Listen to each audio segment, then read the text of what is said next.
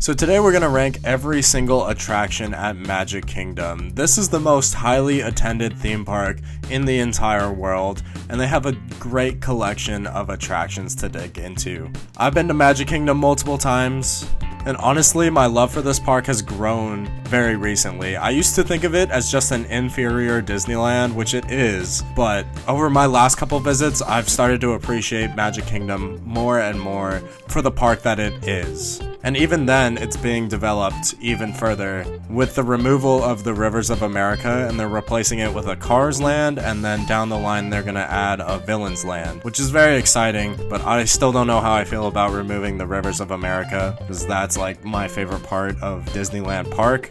We'll see how that works out down the line. That's kind of a discussion for another video. Before we get started, please like this video, please leave a comment down below, let me know what your favorite or least favorite attractions at Magic Kingdom are. I would love to hear. I would love to hear some video suggestions as well. If you have any video requests, anything Magic Kingdom, anything Disney World, anything at all, please let me know down in the comments. And of course, please subscribe to this YouTube channel. I would greatly appreciate your support. So starting things off at number 24 might be my least favorite Disney attraction I've ever ridden. It's the Tomorrowland Speedway. I'm already a hater of Autopia at Disneyland, and Tomorrowland Speedway is an inferior clone of Autopia. Like, it's very ugly, it's not great to look at, and I visit Walt Disney World in the summertime. Like, I've never been to Magic Kingdom not in the summer, and as you can probably tell from footage of Tomorrowland Speedway, this is not a great attraction to ride when it's boiling hot out in that humidity. I think I roasted in line for this attraction, so absolutely terrible. It's probably going to be a long time before I ever ride this attraction again, if I ever ride this attraction again, and it's not great. Like, at least Autopia has greenery, it has a lot of trees around there. This is just kind of in a plain field. Like, I think I rode it when Tron was being constructed, so it had a nice view of the Tron construction, and I'm sure it has a nice view of the existing Tron coaster now, but that's about it, so that's a hard pass for me. Moving on to number 23 is Prince Charming Regal Carousel. I don't even know if I've been on this carousel, but it's a carousel, and anyone ever knows what to expect from a carousel, which is why it ranks this low. Moving on to number 22 is the Mad Tea Party. I think it's interesting that this version of the attraction has like a ceiling. Obviously, Florida gets way more rain than we do in California, so our teacups are open air, while the ones at Magic Kingdom have this cover. But I think the ones at Disneyland are more atmospheric, but there's nothing wrong with the Mad Tea Party at Magic Kingdom. You know, it is what it is. It's a solid supporting attraction. It's a Fantasyland classic. Moving on to number 21 is an attraction that won't survive too much longer. It is the Liberty Square Riverboat. So the Rivers of America are definitely inferior in Florida compared to the original in California. There's just a lot less going on in the Florida River before they demolish it. Like, we have two big boats. In Florida, they just have the Liberty Square Riverboat, which is fine. It just kind of seems like a Mark Twain knockoff, so it is what it is. The river in Florida is definitely much longer than the current version in California because to build Galaxy's Edge in California, they shortened the Rivers of America, but Florida is jumping from the largest version of the Rivers of America to no version of the Rivers of America, so there's that. A very similar style of attraction is number 20, which is the Walt Disney World Railroad. This one's just a lot less interesting than the Disneyland Railroad. Like, obviously we have the Dino-Rama, or Primeval Whirl, whatever it's called, I can't remember. And we have the Grand Canyon sequence. Our train also has 4 stops compared to this version, which has 3. Kinda interesting, but it is just the Disneyland Railroad for Magic Kingdom, so there's not much to talk about. Moving on to number 19, might be one of my least favorite Disney dark rides like ever. It's Buzz Lightyear Space Ranger Spin. So I've grown up with Buzz Lightyear Astro Blasters in Tomorrowland at Disneyland. So when I first took a lap on Space Ranger Spin, I didn't really know what to expect. Like, I assumed it would be larger because pretty much everything is larger in Florida, but I didn't realize how bad it was gonna be. It was terrible. I actually took a lap on this ride last year by myself because I paid for Lightning Lane, and towards the end of the day, Space Ranger Spin was like a ride now for Lightning lightning lane, so I booked it and then got in line. What I thought was very bizarre is that the lightning lane line was huge. It was awful. So they were giving out way too many lightning lanes. I think they basically swapped standby and lightning lane. So standby was a much smaller queue,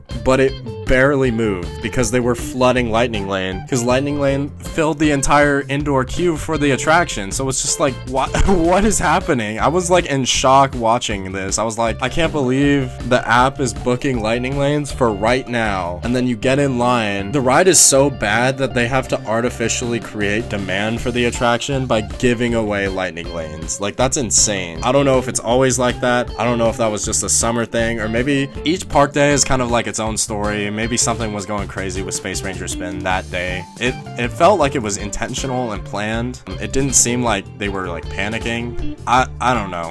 If you frequent Magic Kingdom, I would love to know what is going on with Space Ranger Spin's lightning lane, especially because they're about to redo this attraction, which it desperately needs, because as I mentioned, I think this ride sucks. Like, at one point it just becomes a screen and I'm like, what? You know, because when I think of Astro Blasters, it's just all physical sets, like 0 screens. And most of this ride is all physical sets, but this one sequence is just all screens. This ride also takes your ride photo, which Astro Blasters does take your ride photo as well, but that one's like integrated into the show scene like most attractions do. Like, a lot more Disney World attractions take your ride photo compared to Disneyland. Like, we only have like 4 or 5, especially at Disneyland. There's only Tiana's and Space Mountain that take your ride photo.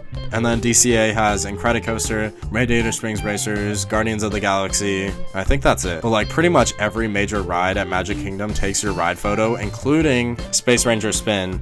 But the flash was so bright, and it flashed for every single ride vehicle just in a normal scene, that it was like so frustrating. I made like the most angry face I could possibly make, and it's one of my favorite photos of myself because I just look so mad. It's hilarious. Oh my gosh. Because I was mad. I'm like, why is this ride so bad? And on top of that, you can't unholster the blasters, which you can in California. Like, they're attached to the ride vehicle, which they're finally fixing, thank God. Space Ranger Spin deserves a whole Why It Sucks video, which I'm planning on making before the refurb. So it's stupid. It's so stupid. Honestly, I feel ranking it at number 19 is pretty generous in my opinion. It could go right next to Tomorrowland Speedway. Also, one more thing before we move on. Zurg's voice is not Zurg. Too late, Space Rangers. Prepare to face the full power of my secret weapon. Who is that? That's not what Zurg sounds like. What? Are you kidding me? This is a Disney attraction. Why can't you get the voice right? It's so... That's like my pet peeve, and I've talked about this in a bunch of my videos. Like, some of the DCA voices don't sound great. None of them sound as bad as Zurg sounds on this ride. And there's one other attraction that does this at Magic Kingdom, so I'll let you know when we get to it. Alright, enough about this ride. We're moving on to number 18, which is Barnstormer. This is very, very cute. It's Magic Kingdom's smallest roller coaster. It's the equivalent to Gadget Go Coaster at Disneyland. Honestly, I might like the Barnstormer theme better. It's just perfect for a small scale Disney coaster. What I don't like is that you have a view of the ugly Tron show building, so that's not great. That's not really the fault of Barnstormer. That kind of falls on Tron for having such an ugly show building. But yeah, I'm a fan of Barnstormer. To be honest, it's better than the Barnstormer at Dollywood. Moving on to number 17 is Astro Orbiter. This is on top of the People Mover station, so you have to take an elevator to get up there. And there's a lot of rides like Astro Orbiter at Magic Kingdom. And this one is probably the ugliest. Like, you can see the mechanism of the ride, so it's not great. But the views are awesome. Probably the best views in Magic Kingdom from a spinning attraction. Speaking of spinning attractions, number 16 is the Flying Carpets of Aladdin. These are in Adventureland. They're the Adventureland Dumbo. Can't remember the last time I've been on it. I'm pretty sure I have been on these. It might have been in like 07 or something. I don't even know. I think it was when I was a kid. Yeah, it's a pretty self-explanatory ride. Number 15 is Dumbo. I rode Dumbo not too long ago, I think a few years ago. I think it's hilarious that they have two Dumbos right next to each other, and then they also have Astro Orbiter and the Flying Carpets of Aladdin, so just so many spinners at Magic Kingdom. Literally the exact same ride, but Dumbo is the OG, so it gets the highest spot. I also appreciate the fountains at the base of the spinners. Those are really visually appealing. It definitely adds charm. Moving on to number 14. I was really struggling if I should include this or not, because I wouldn't necessarily say it's a ride, but it moves, so I guess it has ride vehicles. It really depends where you draw the line of what is a ride and what is not. It's the Carousel of Progress. So this is a very, very, very charming show. I really wish Disneyland still had it, because right now our Carousel of Progress building is just kind of a waste of space. But this is a very charming show. I do it like pretty much every time I go to Magic Kingdom. The AC is awesome, obviously. My California body needs a break from the humidity sometimes, so that's a big W. And I love the show itself. It's very charming. Walking through different eras of technology is very, very cool. The whole way that the theater works, how it rotates, is just awesome. There are some stages that rotate while the show is happening, so you can see different things. So it's very creative, and obviously it's all tied together by It's a Great Big Beautiful Tomorrow, which is incredible. I also like how the scenes progress as the year progresses. So the first scene is the beginning of the year, and then the last scene, even though it is outdated, is during holiday time. So that's very cute. Moving on to number 13 is another Tomorrowland classic. It is the People Mover. So I know some people absolutely love this. They might rank this in the top 3. They might put Carousel of Progress up there as well, which I respect. I'm not quite there yet. I still love my thrill rides. But People Mover is very, very cute. I absolutely wish that we had it at Disneyland. It provides so much kinetic energy to the Tomorrowland at Magic Kingdom. It's awesome taking a tour of that side of the park. You get to go inside Space Mountain, which is like the coolest thing ever. I love doing that. It's just very fun, very pleasant. Anyone could do it. It's a classic Disney experience. But moving on to number 12, we're gonna shift from Tomorrowland back to Fantasyland for Peter Pan's Flight. So along with Space Ranger Spin, this has another voice that sounds nothing like their character that it should sound like. Captain Hook sounds like this. And in Disneyland, Captain Hook sounds like this. And I want you to guess which one I prefer.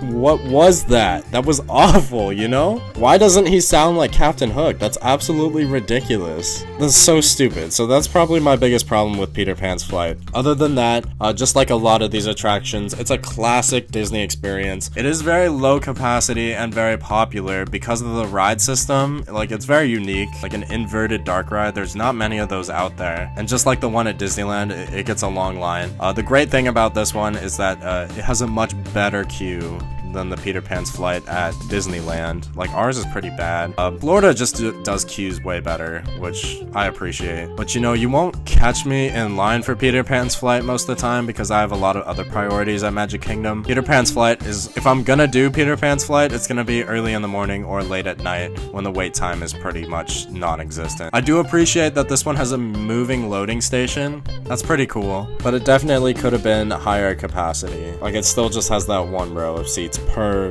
vehicle. Moving on to number 11, also in Fantasyland, we have Winnie the Pooh. This is a very cute dark ride. It was actually a reskin of Florida's version of Mr. Toad, but I'm a fan of Winnie the Pooh. I don't think it necessarily fits in Fantasyland. It's not a terrible fit. It worked better when Bayou Country was Critter Country at Disneyland, but it's still, don't even get me started on Bayou Country. It's definitely a longer attraction than the version in California, but I think the best part of the Winnie the Pooh ride experience is have a lumps and woozles, and I think California does that better than the version in Florida. Moving on to the top 10, also in Fantasyland, we have Journey of the Little Mermaid. This is a clone of an attraction that exists at California Adventure, but stop me if you've heard this before. The version in Florida has a better queue. They built like Eric's Castle. It looks amazing. Way better than the building that California Adventure has, but the ride experience is pretty much identical. The first half is way better than the second half. Like, after the Ursula animatronic, the ride kind of dies. Like, it's much lower quality and it's very rushed. It's almost like they ran out of budget for those last 3 scenes. Like, the under the sea sequence is very, very impressive. Ariel gets her legs, then she's immediately on the boat with Prince Eric, and then they kiss. Ursula is like cursing them from the background, which is like a major part of of the story of The Little Mermaid, but it's just kind of glossed over. And then boom, they're married, and then boom, the ride is over. I do like that it's bookended by Scuttle, so the implication might be that Scuttle's retelling of the story is shortened because of his memory problems or whatever, so I guess that's cute. But you know, I think it's a solid dark ride. Definitely carried by that first half though.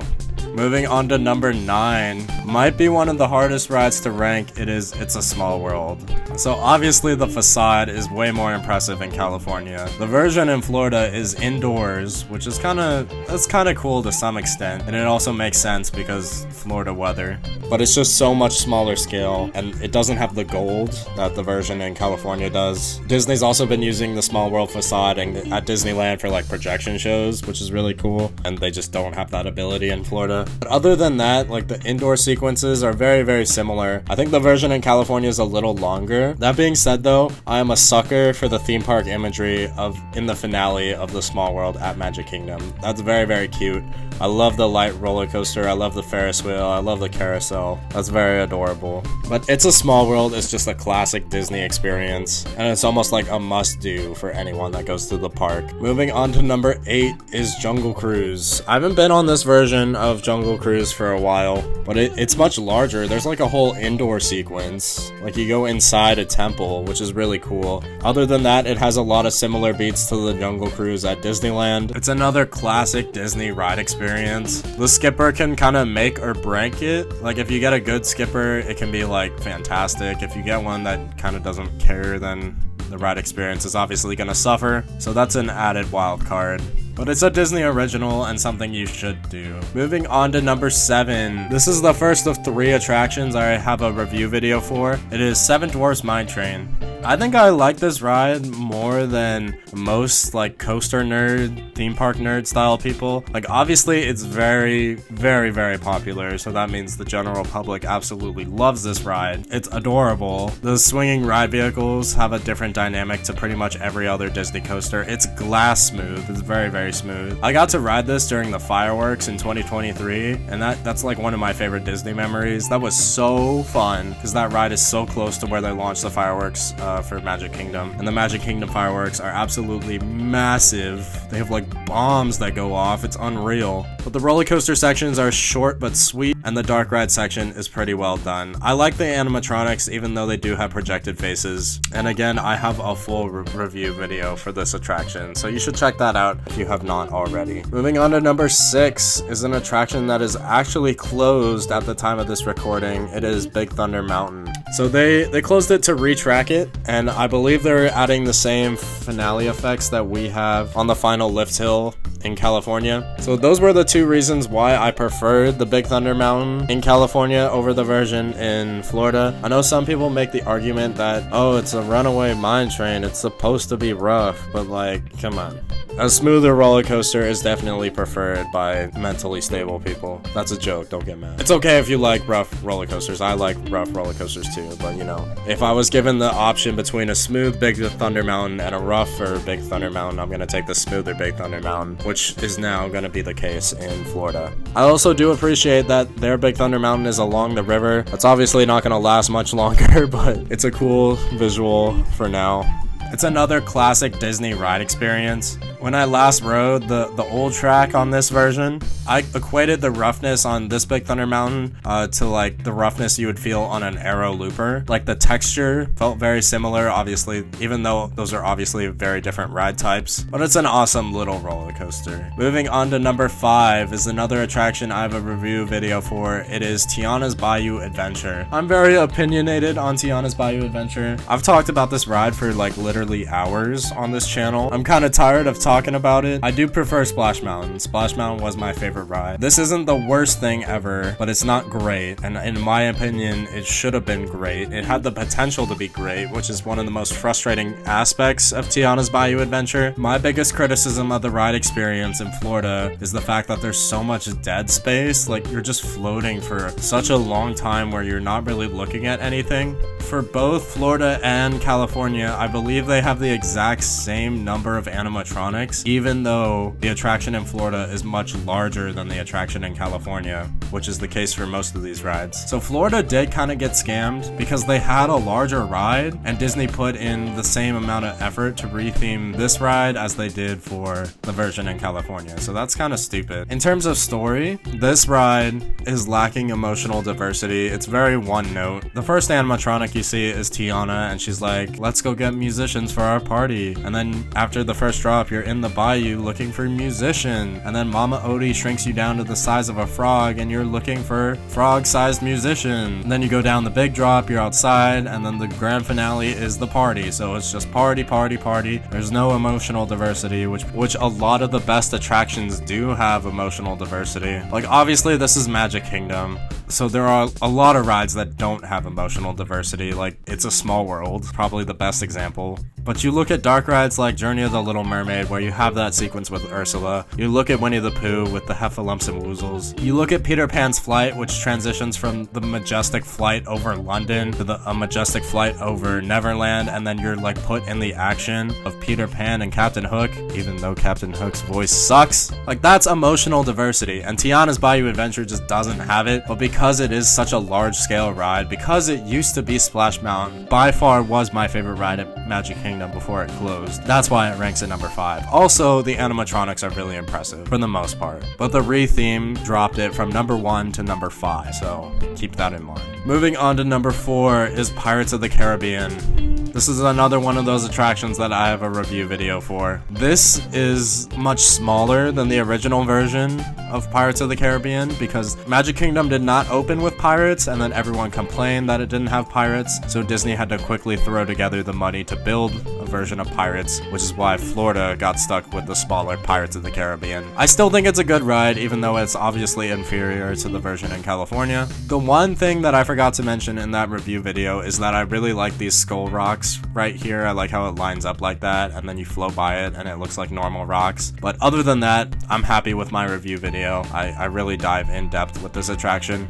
It's a very solid ride experience. It's 100% worth doing. But if you've been to Disneyland, and if you've been to Disneyland multiple times like myself, and you have the chance to visit Magic Kingdom, this might be one of the lower priority attractions because you've already been on the better version of Pirates. There's nothing that this version has that you haven't seen in the Disneyland version, other than that skull rock I showed you. And I guess it's kind of interesting that you drop, and then you turn the corner, and then you're in the ship battle, compared to the Pirates in California, where you have the 2 drops in the cave sequences. But you know what does it better? The Pirates of the Caribbean in Paris actually has you drop into the ship battle, and I think that's way better than having this dark hallway, which has that strange exit sign, by the way. So yeah, this one's a mixed bag.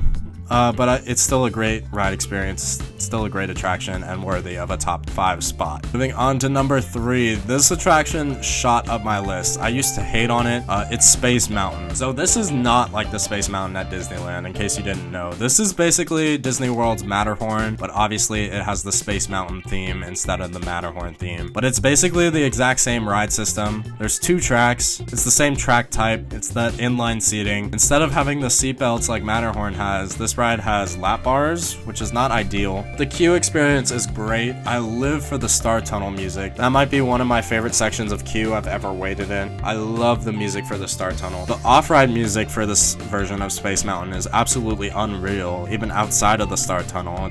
I love it. It's flawless. Unfortunately, this ride has no on-ride music, or the on-ride music it does have is played by speakers that you blow by, so it's like, that's not very immersive. Obviously, the on-ride audio for the Disneyland version of the attraction is far better. I do like the Star Tunnel better on Magic Kingdom's version because it's straight. I don't like how Disneyland's has that weird curve. But yeah, maybe it's just because I'm in my early 20s, but I like getting beaten up by roller coasters now, so it's fun. I used to hate it, and I probably will go back to hating it at some point in my life. But you know, you sit in the back seat and you have like an inch or two of room with the lap bar, and you can get airtime. There's airtime moments on Space Mountain because this ride has a lot more drops than the version in California, which I do appreciate. But there are still some gnarly transitions, and unlike Matterhorn at Disneyland, you can't really brace for them. But I like this version of Space Mountain way more than I used to. I used to think that Disneyland's version demolished this version, but now I honestly think I prefer this version just because of the mostly airtime, to be honest. And